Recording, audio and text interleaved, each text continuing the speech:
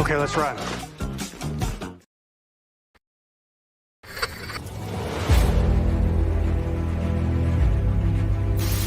Your mission, should you choose to accept it. It's a quest. It's a quest for fun. Well, The Rock says, why don't we just cut right to the chase? Okay, now he wants to get together. Well, he wants to talk. I want you to do me a favor. I want you to tell all your friends about me. It's showtime, folks! What are you? I'm...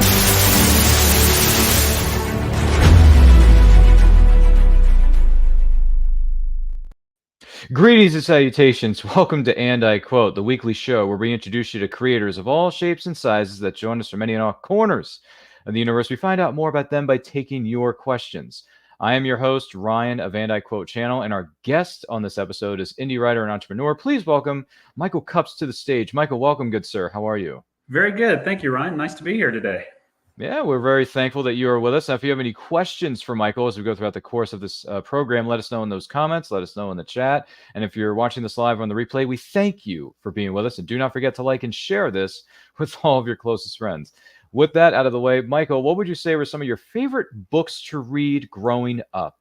Ooh, growing up, I kind of got addicted to, and this was early. This was not necessarily growing up, but kind of late teens. So maybe I was growing up, maybe I wasn't. But I got into the O'Brien books, the Master and Commander series. If you're familiar with that, there were 20 of them, and I read most of them. It just for whatever reason fascinated me. The nautical adventures, the armadas, the Navy battles, and things like that. So it's great series. Did you by any chance see the Russell Crowe led film Master and Commander: The Far Side of the World? I did. I wasn't disappointed in the movie, but it covered so much ground across multiple books that I thought they could have done actually more with it and maybe a series out of it. Because if you follow the books, the Russell Crowe's character starts out not actually a commander of a ship or a fleet, but as trying to work his way up through that. And during the pirate years, the more pirates he could stop or take a French ship, he elevated himself in the Navy. So I thought they could have done a lot with it, but I didn't. It didn't disappoint me necessarily. So. Mm-hmm. Oh my goodness, I didn't know there were 20 books in this series. Good yeah, Lord. and Ryan, they're not easy books to read. It took me about probably the first 2 books to get the cadence because he uses a lot of old nautical terms that sometimes I was like, oh, I got to go look that up, see what that is. But once you get the cadence in his writing style, you kind of get into it then. And then you're committed, so you have to read them all. 20 books. Good Lord. All right. Well, good luck to the people who are about to start reading that series. Yeah, you're in for a long haul, ladies and gentlemen. So just fasten your seatbelts and pack a lot of overnight bags. Let me tell you, pack a lot of suitcases, if you know what I'm saying. Yeah. Fair enough. What would you say were some of your favorite movies growing up? Well, being a native Texan, of course, and my father and grandfather, who I adored and were great friends with, spent a lot of time with, we watched Westerns. And certainly, Clint Eastwood has a place in that. Probably my favorite movie of all time is The Outlaw Josie Wales. But, you move on, Pale Rider, all of them were great. That's probably my best recall of growing up watching movies like that and just enjoying them. Wow. And let's not forget about Unforgiven. Oh, that was a great movie. Yeah. I mean, come on. You just shot an unarmed man. He should have armed himself. Yeah. I mean, and then in Outlaw Josie Wales, you get that line where, well, you guys going to pull your pistols or start whistling Dixie? Yeah. Come on. Yeah. Well, my favorite, I had 2 lines that were favorites on Josie Wales. One is "Dying Ain't Much of a Living." Yes. And the other one was from the chief, Indian chief. He's, gosh, I'm drawing a blank now. Endeavor to persevere. So. Okay. Nice. Good ones. Good picks there. There's no question about it. But yeah, I'm glad you brought up, man got to do something for a living these days. Dying ain't much of a living, boy. So it's like, yeah, man. That's like, that's key Eastwood right there. That's key. It is. Yeah. Good picks, man. Good pick. I like the Western genre too. And I'm a fan. Anybody who's anybody is a fan of Eastwood. So you got mean the Dollars trilogy, right? Fistful of Dollars, For a Few Dollars More, Good, Mad, and the Ugly. For me, I like For a Few Dollars More of that trilogy more so. A lot of people put The Good, the Bad, and the Ugly on this giant pedestal, and that's fine. Listen, the movie is still good. Do not get me wrong. But with a 3-hour runtime, Like that's asking a lot, but with for a few dollars more, it's less than I think it's only 2 hours and change. Yeah. So, Yeah, it's great. It's interesting. I was a fan of Eastwood in those films. My grandmother, and she was a sweet lady. She had a garden, all that stuff. Her favorite Eastwood series was Dirty Harry. I mean, she just loved it. She just loved it. That was her favorite ever. So. Okay. All right. Good movies there too. I mean, obviously the first one's the cream of the crop. Yeah. But for me, I also like Sudden Impact, which is the fourth installment in that franchise. That's a good one too. Yeah. Yeah. It reminds me, I need to go back and rewatch some of those. So. You should. They're a lot of fun. We actually last year we did a 40th anniversary watch along for Clint Eastwood's Sudden Impact. Oh, you did? On this channel, so you can go back, you can watch that. It's in the For the Movie Nerds playlist, and of course, Michael, I can send you the link personally, so you can watch that video. I should say it was a lot of fun, and my co-host Austin and I had a interesting time commentating on the movie, and also going off on a lot of tangents. Yeah, did you do it like that Mystery Science 3000 kind of stuff? Yeah. For those of you who are unfamiliar with how Movie Watch Along works here on this channel, anyway, because people do it differently. Let's lower for them. Movie watch along. What we do is we're watching the movie on another device or a television screen, so we're not allowed to show the movie here on the set because we want to respect the studios and the actors and the actresses and avoid copyrights.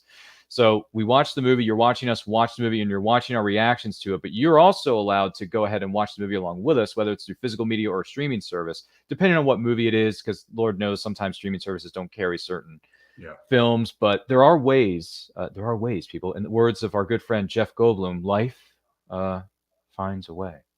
So that's how we do it. We have 3 people normally on set hosting that show, including myself. So it's me and 2 other panelists, and we're just sharing our thoughts about the movie, and we take people's comments and questions and all that stuff. And it's a blast. Movie watch along is a lot of fun. We're actually doing one later tonight here on Saturday, April the 13th, 2024. We're going to be celebrating the 10th anniversary of Captain America, the Winter Soldier. So, which is arguably the greatest MCU solo movie ever made. So that's going to cause a stir in the comments for sure.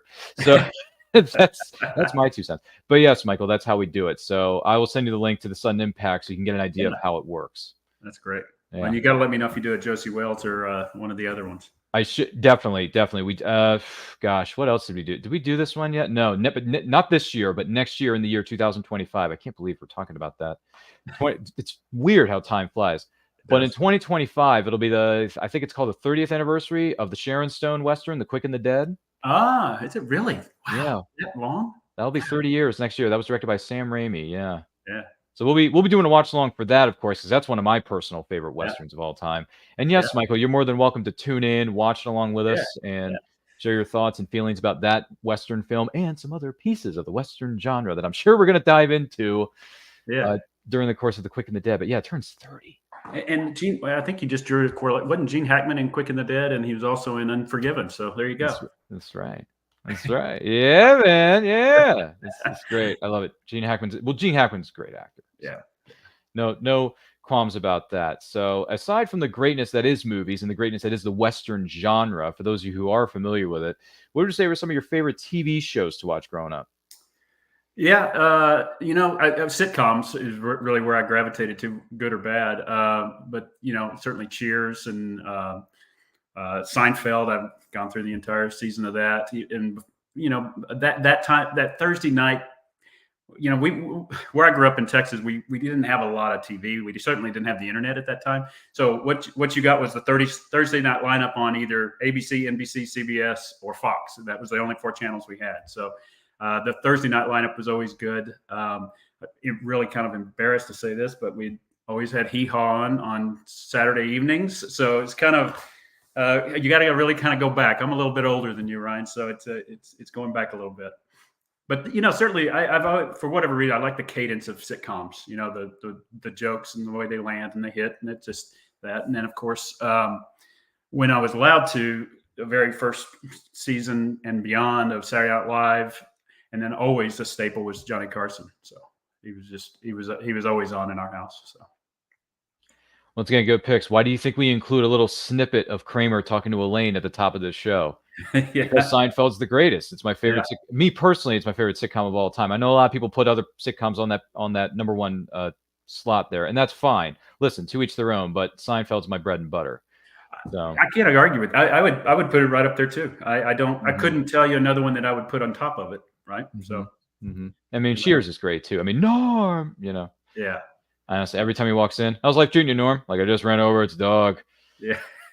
I mean, come on. Every time he walked in, it was always something snappy, and he was so good at it. George Wendt is his name. George Wendt. Great actor. Great guy. I've actually met him at a Comic-Con one time. Oh, no kidding. Yeah, he signed an 8x10 of his time on set working on Cheers. It's him sitting there with a brewski, and he says, to Ryan Cheers, Norm, and no kidding. Yeah, he was nice. And then we took a selfie together too. That's on our social media, so you can find it on our Instagram and I think it's on our Facebook page or something like that. Yeah. But yeah, George Wendt was he was nice, and obviously Norm Peterson's a classic character. So yeah, they all were. They had even a Coach was great, but then they replaced it with Woody, which was also great. Right. So, yeah. Yep, Woody Harrelson. Yeah, it's funny they call his character name Woody, but in real life his name is actually Woody Harrelson. So you're just like, did Woody Harrelson come in one day and he didn't even have to audition? You're just like, oh yeah, you're the new bartender because your name's Woody. We need a guy named Woody. Get in here. Yeah, we need this individual to walk in. So let's just have him do it and be one of the new bartenders at Sam's Bar. So, guess it works. What else works is this episode of And I Quote with our guest of honor, Michael Cups, here on the show. Don't forget to like and share this with everyone you know. If you're watching this live or on a replay, we thank you for being with us. And if you have any questions for Michael, let us know in those comments. Let us know in the chat. More than happy to take those as they come in. What would you say were some of your favorite either board games or video games to play growing up there, Michael? Anything stand out? I can tell you the first video game I played was Pong. Did you have one of those? They had the dials on the console. Yeah, that's great. But board games, Monopoly was up there. But we were big in dominoes, so it's not really a board, but you play it like your family gets around and plays. We played dominoes constantly. My grandfather and my father kept going. Played the game 42, which is a dominoes variation. So that was probably the favorite, and still is today. I love if I can find people that will play it with me, I'll gladly play it. As far as video games, I kind of missed. I think I was on the cusp of that, and I just missed it. But right after I got out of college and had zero money, I had a roommate, and we had nothing almost. Somebody gave us the very first Mario Brothers, and we just played that to death. But that was because that's about all we could do. That's about what we could afford. Since somebody already gave us the console as a gift, that's all we could play for a while. So nothing wrong with that. Classic game, classic theme song, little 8-bits roaming around. Dun, dun, dun, dun, dun, dun. I mean, come on. Yeah. And the merchandising was great too. There was plenty of merchandising for the Mario Brothers video game franchise, and it's still going. X amount of years later, it's still going. Yeah, I haven't seen the movies. Did you enjoy the movies? I haven't seen the latest, animated one that came out. I think it was last year, I believe. I haven't seen it, so I can't comment or speculate. But this is going to cause another stir, I'm sure, in the comments.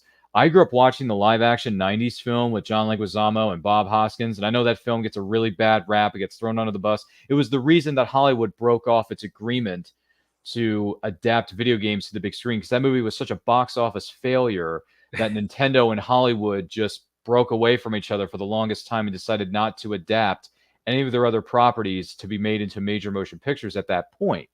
Yeah. So I have a bit of not too much, but a little bit of a soft spot for them just because I'm a 90s kid. So that's what I remember watching growing up. But I mean, I don't watch as much as I used to when I was a bit younger, but maybe I should go back and just revisit it for nostalgia's sake. Yeah.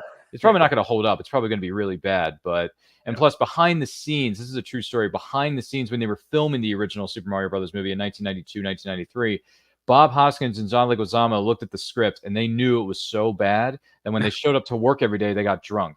Well, because that was the only way they could make it through the shooting of the film. Yeah. So, yeah, they don't appear that way in the movie. They seem like they're on point, hitting their marks and hitting their lines, but they were actually drunk making that movie. Yeah. So and rest in peace to Bob Hoskins. He was a heck of an actor. Yeah. So, yeah. Rest in peace, Eddie Valiant from Who Framed Roger Rabbit, among many other films he was in, by the way, including I think what was it called? Unhinged? No, not Unhinged. It was it was called Unleashed with Jet Li. That's what Bob Hoskins was in. It was a movie that came out later, obviously, in his career. Yeah. Interesting combination of the two. Yeah, if you look up the movie Unleashed with Jet Li as the lead character, and then Bob Hoskins is one of the supporting characters, it's an action movie, but it's got a bit of a dark story to it. But feel free to look it up if you're into that sort of thing. I mean, obviously Jet Li is one of the biggest names in the world, so Yeah. feel free to look up his somewhat early, midway through his filmography, I would say, Yeah. because it came out it came out in the mid 2000s. Yeah. Yeah. If we want to go back that far. Yeah, that seems that was prime Jet Li time too, as well, right? So if anyone's interested, feel free to look it up on your local streaming service. I don't know, but video games aside, what made you let me rephrase. What made you make the decision to become a writer? Yeah, well, I've been in the tech world for 30 years. that part's hard to say sometimes, but 30 years I've been in the software business, and I spend a lot of time on planes. And in this company I was with here in Dallas was acquired by a UK company, and I was going back and forth kind of post-pandemic. And I just had a lot of hours on a plane, and you can only see the movies that they had available to you. And so I just started writing. And it was really what motivated me on that was I was managing a team, and they were scattered all over the planet. I had people in Italy, some in the UK, some in the US, just all over. And what I noticed about them is they all managed their time differently, some good, some very badly. And, even to the point where these were younger employees. So they're kind of just out of college and trying to figure their way. I just felt the need to kind of maybe help them along in that.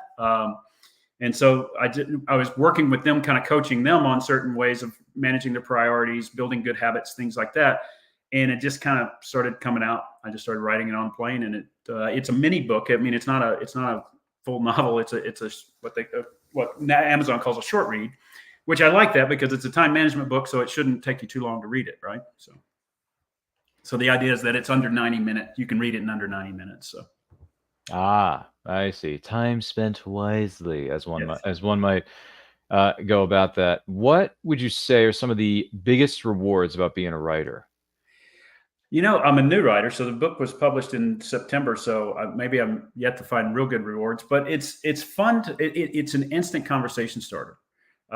Whoever I talk with that either knows the book or learns about the book, there's always something. It's grounded in something we can talk about. You don't have that kind of awkward pause. It's getting into, and the way that you manage your own priorities is all personal. So we get fairly personal pretty quickly when we're sitting down talking. So I'd say that's a reward. The second reward is just it was new to me. Like I said, I've been in the software world for years.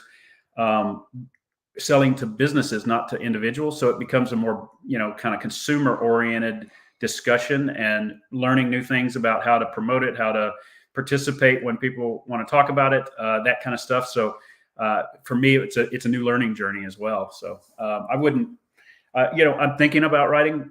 I've got 2 other books that I've started, and one of them's not even related to the topic of, well-being and personal management at all. So it's kind of fun. Oh my goodness gracious. Busy man this person is. Yeah. Which, hey, whatever floats your boat, man. So on the flip side of the coin, what would you say are some of the challenges about being a writer? I think it's a little bit vulnerable, right? Because you don't know if people like it, and you kind of have to figure out that if they don't, it's okay, because there's a lot of books around the world that people don't like, and you'll find your group somehow. But I think that vulnerability is probably one of the biggest challenges. And then if you haven't written a book, learning that publishing business and scene is quite challenging. I know Amazon does some self-publishing capabilities, but I had I've built a Time Bandit app, or it's soon to be released Time Bandit app. So I had a lot going on. Plus I had my day job. And so I dug into trying to figure out how to self-publish, and finally just said, I can't do this. I need editors, and I need some path to publish it. So I found a small publishing company in the UK that liked the book and liked it's their kind of thing. And so that took a load off. But trying to self-publish your first book is probably a daunting task, and it's challenging. And then even with their guidance, even all the way up to, picking a cover and reading the final copies and making sure you're citing everybody that needs to be cited. And then the launch date, there's a whole thing that goes around that. So it's hard to self-learn all of that. I'm not saying it's impossible, but I certainly appreciated that I got some help doing it. All right, man. All right. Well, congrats on all that. And that kind of segues into our next question, which is what advice would you give to an aspiring writer out there? Um, I'd say don't overthink it before you start writing. Just start writing and uh, let it all come out. Put it on page, and then go back and think about structure, and how you want it to play out, and then you'll fill in the gaps, and you'll fill in the kind of construct of it later. At least for me, that was the important thing. I think I wrote some of the concepts in various orders, but once we've kind of put it together, at least it made sense to me. And I think it's just get started. I talk to people, and I'll give a plug to the publisher if you don't mind, Rethink Press out of the UK. And I get a chance to be a part of their writer community, and I've talked to some that are just in that starting point, and they're so busy trying to think about what the table of contents needs to look like. And you just can't do it that way. In my opinion, you just got to start writing it out, and then it'll kind of shape up. So.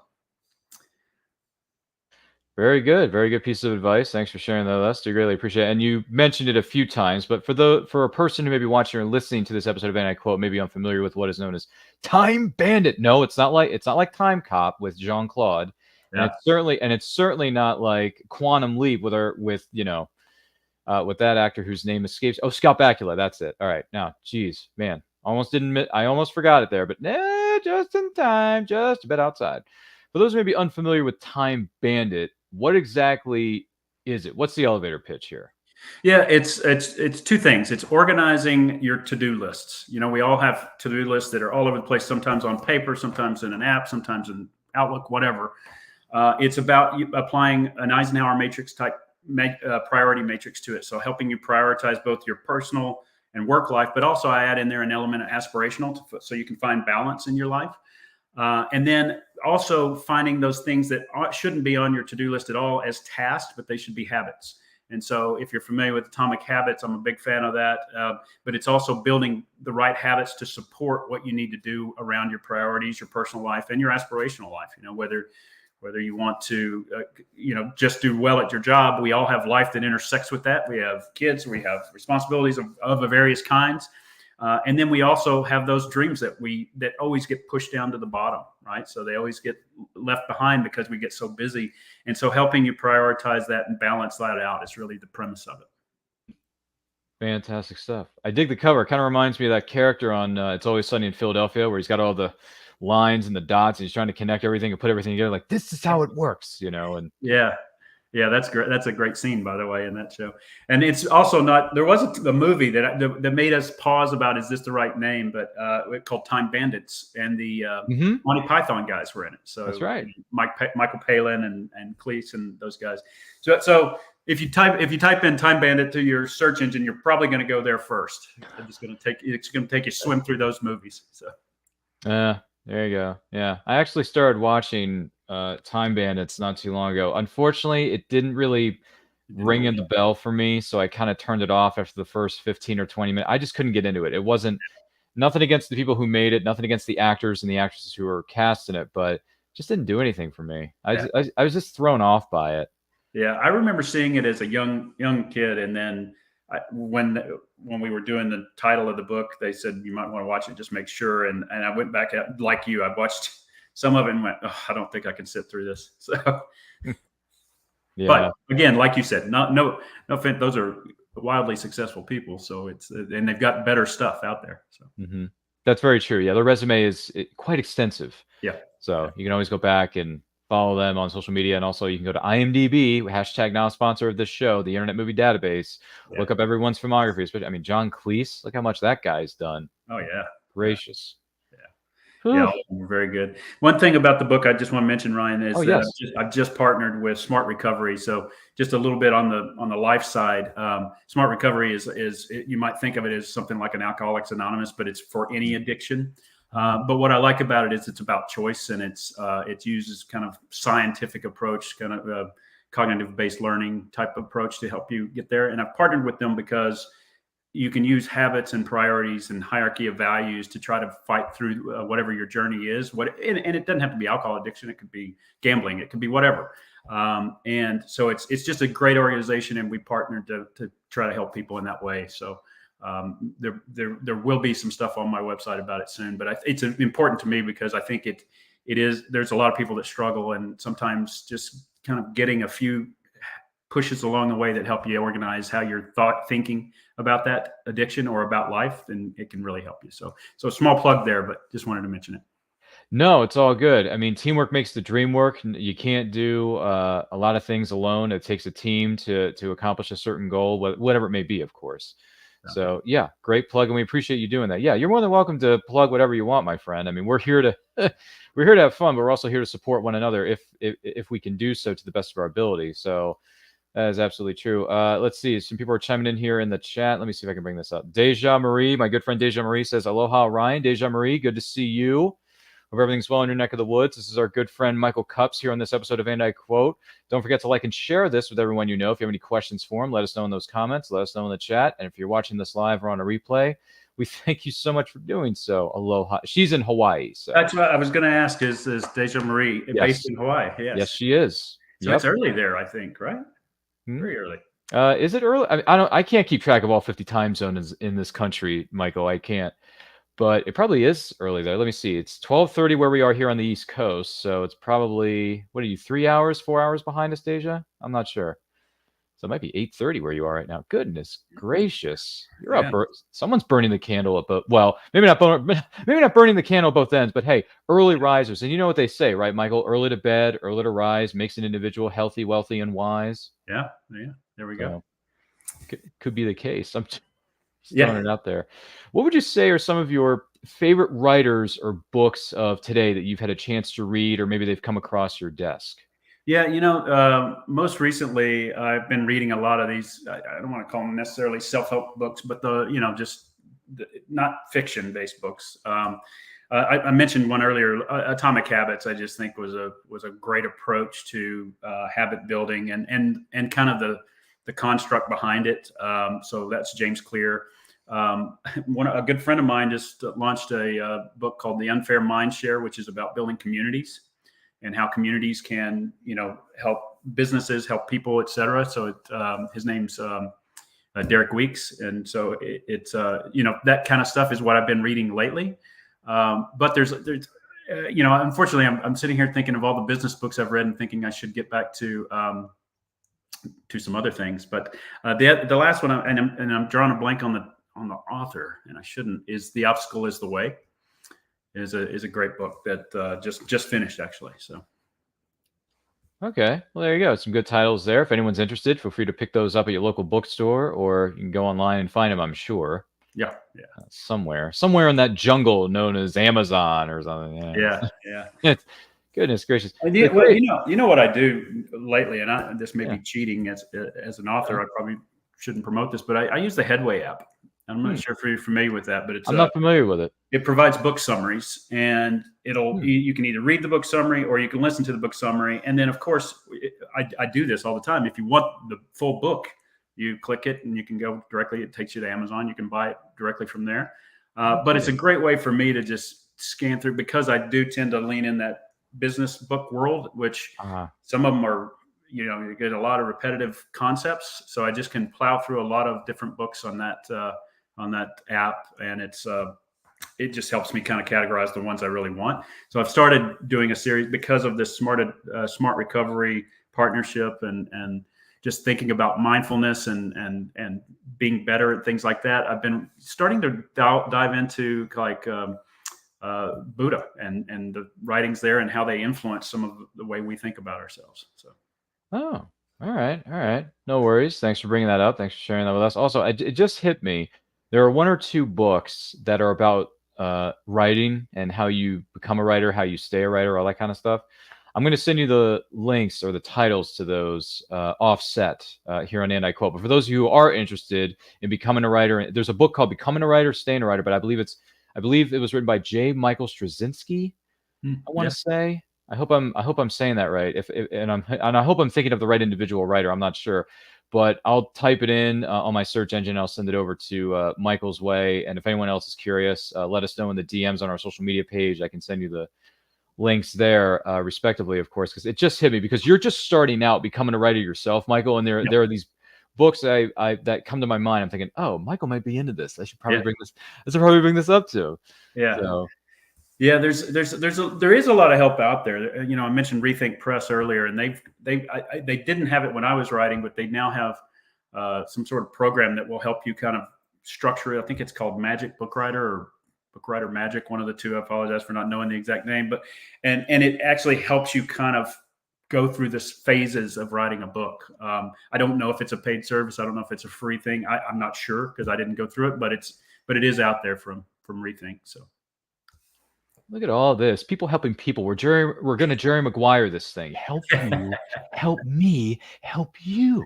Yeah. You know, we're pulling a Jerry Maguire here, folks. But what we're also going to share with you, as well as our guest of honor here, Michael Cups, is that this episode of And I Quote, and every episode of And I Quote, is indeed powered by our good friends at Poddex. Now, specifically, Poddex are the hottest new tool for podcasters looking to have more meaningful conversations or gamify their podcast. You simply shuffle up, you ask a question, and you let the content roll. You can get yours today at poddex.com, and you can use that promo code Ryan10, that's RYAN10,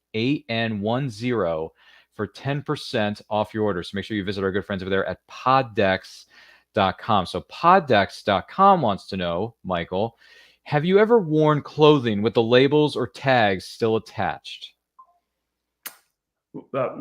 Yes, quite a bit, right? What you mean, the tags from the store where you that's well, it's either the tags from on the back of the shirt. Yeah, it's either the tags from the store or the tags where it says, "Hey, this is a size so and so," and whatever. Yeah. I rarely cut them off. They're usually there now. So it seems like lately they're just imprinted on there, so you don't have that. So those tags, I've worn those a lot. Have I ever worn like the external tag? I probably have.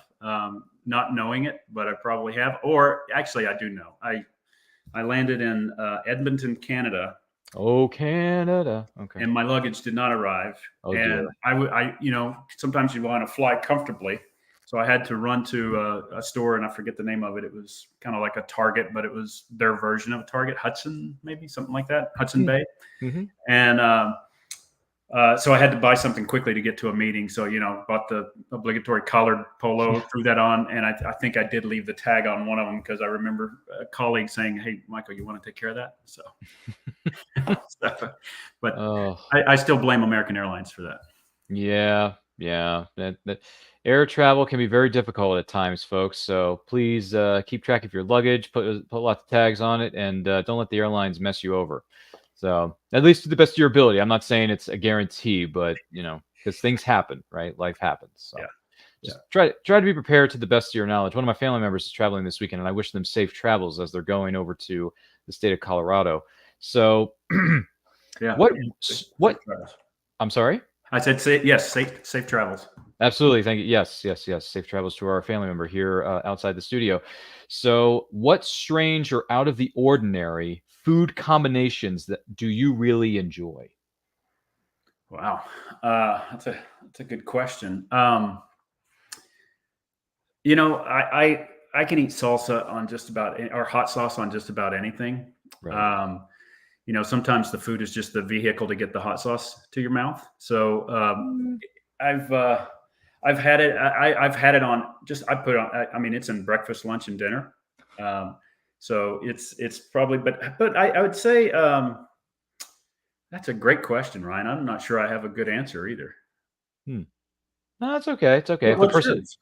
I can't think of one either because I tend to eat the combinations of food that are not strange or out of the ordinary. So I know some people say it's okay to mix and match things at times, but for me, I'm just not wired that way, I think, mentally or physically. And nothing against people who do it. It's just for me, it's not my cup of tea. But hopefully what is your cup of tea is this incredible and educational episode of And I Quote with Michael Cups here on the set. Don't forget to like and share this with everyone you know. If you're watching this live or on a replay, we thank you so much for being with us. If you have any questions or you want to answer some of these questions that we are asking of Michael, brought to you by our good friends at poddex.com, what strange or out of the ordinary food combinations that you enjoy the most? Let us know in those comments and let us know in the chat. Be very curious to hear your thoughts on that. With that being said, Poddex wants to know, Michael, if you got stuck in what is known as an elevator and you were forced to listen to just one song, what song would you pick? Wow. Gosh, these are tough questions. I'll say it just because it was on my walk the other day. Agape from Bear's Den. I'd probably listen to it over and over because I did the other day. I just liked it. So if I'd probably stick to that. But kind of for me, it's more acoustical and lyrical songs than. I haven't. I mean, I listened to it over the years, but I haven't ventured off into heavy metal or rap or anything else. It's usually pretty acoustical in my world. I should say country, being a Texan, but my gosh, hearing that over and over would probably drive you crazy and want to bang your head against the door to get it open, just because it's so repetitive. A lot of country music just is over and over and over, right? So, Yeah, there's no argument to be made there. I've listened to my bit of a fair share of country music, and I feel like they repeat a lot of the same stuff. So, you know what they say, to each their own. If that's your thing, hey, rock on with it. Absolutely. If you like it. For a second there, I thought you were going to mention a Garth Brooks song, but I'm wrong. Well, I could have, because he's had a great career. He's still having one, but there are a few songs that just feel a bit redundant. So for me. Yeah, and that's fair. That's completely fair. It's not, so I throw that out there. Without going into too much, because we try to keep these shows here on Anti-Quote channel more specifically more family friendly. But what do you think is the most unpleasant sounding word that could be considered family friendly to share on this show?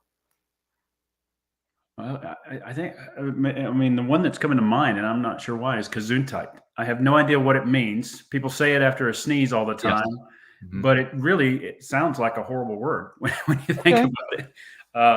But maybe you know what it means. I should probably look it up. I have no idea what it is. I don't know straight off the bat here, just to be perfectly honest with you and the person maybe watching or listening to this right now. I don't know what it means, but I'm guessing it could mean bless you or something to that effect. I don't know. I can't say for sure. If anyone else knows that, let us know in the comments, because Michael and I do not know the answer to this question. Yes. But just throwing that out there. So what is the worst roommate or house guest story that you got? Whew, boy, you got to go back into college days. So I was, first year of the dorm, apartment next, found a place that 4 of us could live in. Sure. And we each paid $90 each, for rent, which was great. But it was also not the greatest place in the world. And we all had to share a bathroom. For 20-year-olds, 19, 21-year-olds sharing a bathroom, that turned pretty sour pretty quickly. If you can follow along without me getting too graphic, but that was tough. There's usually a smell of beer, whether it was on the sofa or the carpet, and believe it or not, it kind of had that rust-colored shag carpet. Oh yeah. Which was choice, man. That was good stuff. But it was just one of those things. You walked in and there was a unique smell to it. And I feel sorry for the landlord. I don't know what she did with that house after we moved out, but maybe she found another 4 college kids that could use it. We don't know. We don't know that one's going to remain a mystery for a good while. Yeah. Isn't it? Gee whiz, get someone else to investigate this one, because I can't do it. But interesting story. But thank you for sharing that with us. Do greatly appreciate it. I want to take this opportunity to say thank you to Michael Cups for being our guest on this episode of Anti-Quote. Michael, thank you so much for being here. This has been great talking to you. It's nice to meet a fan of the Western genre, Clint Eastwood. Yeah. Because Westerns are fun. Westerns are awesome. Westerns are good revenge stories. And Clint Eastwood is a hashtag like a boss. Yeah. So, and the guy's still kicking it. Absolutely, he is. He's still out there, and you just if you think about Silverado, there's so many great. They're just fun to see, and they always have a bad guy and a good guy, and good always wins. Or seems like it does, but it's still just a good follow along. So. It is, yes. Whether it's talking about the Clint Eastwoods of yesteryear, talking about The Quick and the Dead with Sharon Stone, or you got modern day remakes such as 3:10 to Yuma with Christian Bale and Russell Crowe, which is a great film and a great Western, by the way, if you haven't seen it. Yeah. Please do. We did a 15th anniversary watch along for that back in 2022 for 3:10 to Yuma. Since you're such a Western fan, Michael, I'm just going to go ahead and send you whatever Western theme or Clint Eastwood watch alongs that we've done. Yeah. So that you can go back and look at those videos and say, hey, I like this. Maybe I should be on the next one with Ryan and his crew. Yeah. So you're more than welcome to join us for one of those. If I'd you're love up to. to it and you would like to chime in on some of these Western movies that are going to be turning a certain age. I forget which one or two we're celebrating later this year. I can't remember. I'm going to have to look at the schedule and get back to you on that off camera here. But once again, Michael, thank you for being here. It was great to see you, great to learn from you and hear your story and hear what you're passionate about, what you love. And, you got that book Time Bandit out there. So for someone who may be interested in learning more about you or the book, where can they follow you, Michael Cups, on social media? Yeah, on social media, my biggest channel is LinkedIn. So you can just type in Michael Cups. There's not many of us out there with 2 P's on the cups. And I also have a page for it's called Time Bandit by Coterie. Coterie's my company that kind of sponsors the app build and so forth. We're also on Facebook. You can find me again, Michael Cups there. I think mcups1 on Instagram. And there's also a Time Bandit app on Instagram. And that's about it for social media. We have a website, timebandit.io, which you can find all of those social media channels there up in the header. You can just click on that and it'll take you to those channels. And yeah, Time Bandit.io will also you'll see that it's coming soon. We do have a mobile app for Time Bandit coming out very soon. It's in testing at Apple and Google Play now. So it'll be an Android and an Apple version of that app that you can find. You can keep up to date on timebandit.io, and we'll let you know when it's there. Thank you very much, sir. Appreciate you being with us, Michael. Good luck with everything. Congratulations on joining the Club of Writers. Yes, thank you very much. It's been a fun journey, and this is probably one of the more fun conversations I've had. It certainly is one of the more fun conversations I had. Most of it's about just tell us about your book in a hurry, and then you're off. But this is very fun, Ryan. Thank you so much for having me. Oh, well, you're quite welcome. You're more than welcome to come back anytime. And hey, maybe we'll get him on a future episode of Movie Watch Along. You never know. That'd be great. For sure. Michael, once again, thank you so much for being with us. I'm going to talk to you here in just a moment. My name is Ryan of And I Quote Channel. Follow me personally on Instagram and Twitter at RyanRPM5. Check out all our social media channels in the description below. Also, the links to where you can follow Michael Cups are located in the description below of this episode of And I Quote. And if you really want to support the show, we have a Buy Me a Coffee link. It's in the description. It's in our bios. We like pizza. So instead of coffee, we're going with pizza, because if Ninja Turtles can eat it every day, so can we. So feel free to support the show. There's a link down below. And if you want some really good looking merch to add to your wardrobe, I mean, hey, if you're in a hurry, you need a really good looking thing for a meeting, or if it's coming up in the next couple of weeks, you're flying out of the country, flying out to Denver or somewhere in Texas or somewhere in California. We got shirts, we got hoodies, we got coffee mugs, we got stickers, we even got stationery and posters and other pieces of furniture and clothing items that you can add to your collection or your wardrobe. So Michael, just throwing that out there, man. Next time you're flying, you need something in a pinch. We may have a polo shirt or something really good looking for you to wear that's got "And I Quote" written all over it, brothers and sisters. So feel free to check that out. Links are in the bio. And once again, thank you to everybody who has helped us reach over 1,000 plus subscribers. We are on the road to 5K. 5,000 subscribers is our next goal. We can do that with your help, who may be watching or listening to this. So make sure you like, you comment, you share, you subscribe to this channel, ring that bell to be notified when our videos go up or they go live. We got movie watch-alongs coming your way tonight with Captain America: The Winter Soldier. We got more planned for the rest of this calendar year of 2024. More episodes of And I Quote, The Meaning of Fandom, and all that stuff and more. So once again, make sure you subscribe, ring the bell to be notified when our new videos go up or they go live. And also remember, life is better when supporting other writers and other creators. Take a look. Famous Faces and Funnies in Melbourne, Florida is leading the way in pop culture fun. From comic books and graphic novels to Funko Pops and collector's items, Famous Faces and Funnies has it all. Rick Shea and the professional team at Famous Faces and Funnies are friendly and knowledgeable. Whether you're looking for toys, props, collector treasures, or a new comic book, Famous Faces and Funnies is your one-stop shop. To find Famous Faces and Funnies on Facebook and Twitter, just type at FFF Comics.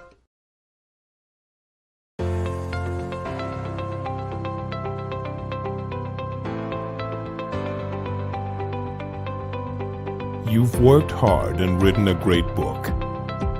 Now, it's time to give it a great cover. If you're an indie author or small press publisher, Plasmafire Graphics is your source for affordable cover illustration and graphic design.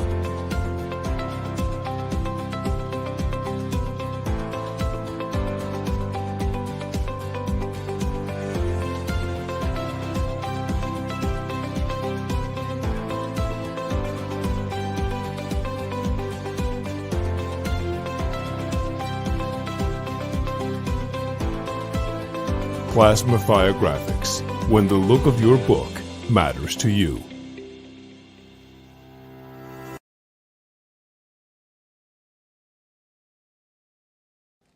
Good morning! Oh, and in case I don't see you, good afternoon, good evening, and good night.